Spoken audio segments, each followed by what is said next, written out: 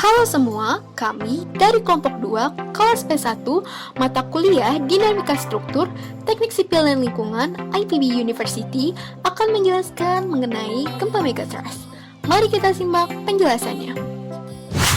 Gempa bumi merupakan getaran atau guncangan dari dalam bumi yang kemudian merambat ke permukaan bumi akibat dari rekahan bumi pecah dan bergeser dengan keras.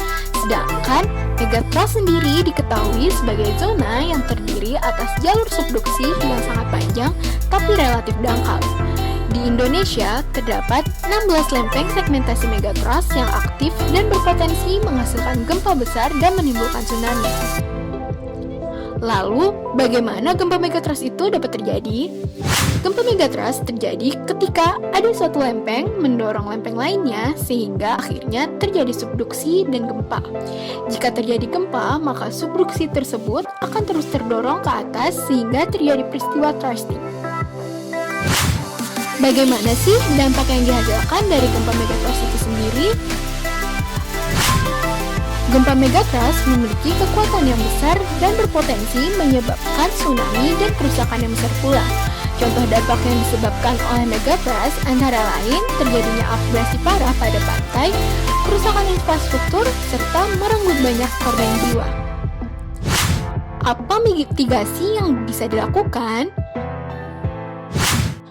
Mitigasi merupakan langkah yang dilakukan untuk mengurangi dampak dari bencana. Upaya mitigasi dapat dilakukan dengan perencanaan infrastruktur tahan gempa untuk mengurangi dampak kerusakan dan runtuhnya bangunan. Lalu, mitigasi juga bisa dilakukan dengan membuat peta kawasan gempa bumi yang dituangkan dalam rencana tata ruang wilayah kawasan rawan gempa. Dan yang terakhir, yakni dengan membuat zonasi aman tsunami dan gempa terhadap bangunan.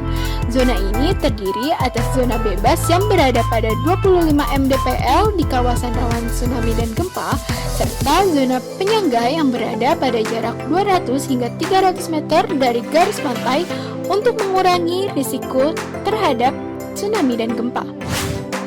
Nah, sekian penjelasan dari kami. Ingat, selalu waspada dan tetap tenang. Sampai jumpa!